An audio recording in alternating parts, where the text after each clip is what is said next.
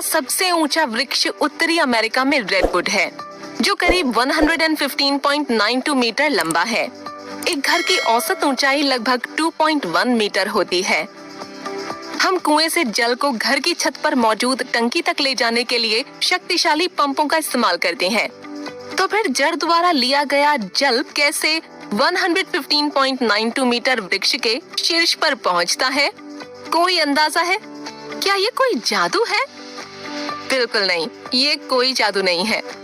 जल और खनिजों का संवहन जाइलम और फ्लोएम नामक ऊतक की सहायता से होता है।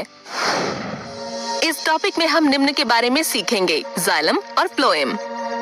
जाइलम ये जटिल पादप ऊतक जल और विलेय खनिज लवणों के संवहन से संबंधित है। इस ऊतक की अधिकांश संघटक इकाइयों या कोशिकाओं की भित्तियां लिग्नीकृत होती हैं और इसलिए ये यांत्रिक सहारा भी प्रदान करती हैं। जाइलम 4 प्रकार की कोशिकाओं से मिलकर बना होता है।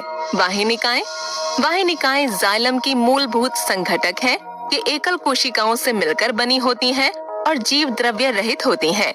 वाहिनिका पतले सिरों के साथ एक लंबी कोशिका होती है। इनकी भित्तियां कठोर, मोटी और अत्यधिक लिग्नीकृत होती हैं। लिग्निन की मोटाई कोशिका भित्ति के भीतरी पृष्ठ पर संचित हो जाती है और द्वितीयक कोशिका भित्ति बनाती है।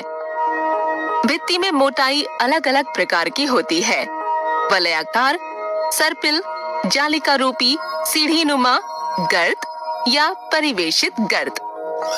वाहिनिका या जाइलम वाहिकाएं ये एक दूसरे के ऊपर एक रैखिक क्रम में व्यवस्थित कोशिकाओं से बनी होती हैं और इनकी विभाजन भित्तियां विघटन के कारण अनुपस्थित होती हैं। ये इस प्रकार संवहन के लिए एक सतत नलिकाकार मार्ग बनाती हैं। परिपक्वता पर वाहिकाएं अपना जीव द्रव्य त्याग देती हैं और इसलिए इन्हें मृत कोशिका माना जाता है। वाहिनिकाओं की तरह इन वाहिकाओं की भित्तियां भी भिन्न भिन्न मोटाई की होती हैं। इन वाहिकाओं में एक बड़ी अवकाशिका देखी जाती है। लिग्निन के मोटे होने के कारण वाहिनिका भी यांत्रिक सहारा और कठोरता प्रदान करती है। जाइलम मृदूतक। जाइलम से जुड़ी जीवित मृदूतक कोशिकाएं जाइलम मृदूतक कहलाती हैं। प्राथमिक जाइलम से जुड़ी कोशिकाएं पतली भित्ति वाली होती हैं। भित्तियां सेलुलोज की बनी होती हैं। ये खाद्य भंडारण का कार्य करती हैं। जाइलम तंतु ये जाइलम से जुड़ी स्क्लेरेनकाइमा कोशिकाएं होती हैं।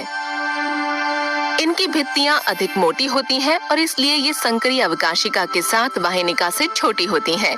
ये पादप को यांत्रिक सहारा और कठोरता प्रदान करती हैं। और अंतिम है फ्लोएम। ये एक विशिष्ट जटिल ऊतक है जो कार्बनिक खाद्य पदार्थ के स्थानांतरण से संबंधित होता है। फ्लोएम में चालनी नलिकाएं, सहचर कोशिकाएं, फ्लोएम मृदूतक और फ्लोएम तंतु शामिल होते हैं। चालनी नलिकाएं ये लंबी नली जैसी कोशिकाएं होती हैं और शुरू से अंत तक होती हैं।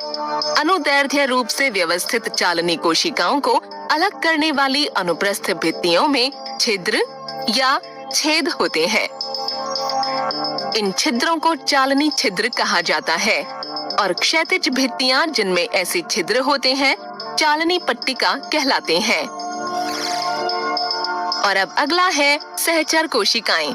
ये विशेष प्रकार की लंबी मृदूतक कोशिकाएं हैं जो चालनी नलिकाओं से जुड़ी हुई होती हैं, जिन्हें सहचर कोशिकाएं कहते हैं।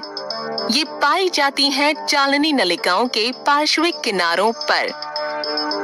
ये घने जीव द्रव्य और एक अलग लंबे केंद्रक के साथ सजीव कोशिकाएं हैं और ये चालनी नलिकाओं के कार्य को नियंत्रित करती हैं। सहचर कोशिकाएं चालनी नलिकाओं के समांतर व्यवस्थित होती हैं। अगला है फ्लोएम मृदूतक। ये पतली भित्तियों वाली जीवित मृदूतक कोशिकाएं होती हैं। कोशिकाओं में जीव द्रव्य और केंद्रक दोनों होते हैं। ये कोशिकाएं मुख्य रूप से खाद्य पदार्थों के भंडारण से संबंधित होती हैं। और अंतिम है फ्लोएम तंतु। फ्लोएम तंतु प्राथमिक फ्लोएम में अनुपस्थित या बहुत कम होते हैं। ये द्वितीयक फ्लोएम में प्रचुर मात्रा में उपस्थित होते हैं। ये मोटी भित्तियों वाली स्क्लेरेनकाइमा कोशिकाओं से मिलकर बने होते हैं और यांत्रिक सहारा देते हैं। सारांश। जाइलम निम्न से बना होता है: वाहिनिकाएं, वाहिनिका या जाइलम वाहिकाएं, जाइलम मृदुतक, जाइलम तंतु। फ्लोएम बना होता है चालनी नलिका, सहचर कोशिका, फ्लोएम मृदुतक और फ्लोएम तंतु। पादपों में अपने कार्य को करने के लिए ऊतक होते हैं। क्या जंतुओं में भी ऐसा है? उनमें कितने प्रकार के ऊतक होते हैं? उनके क्या कार्य होते हैं?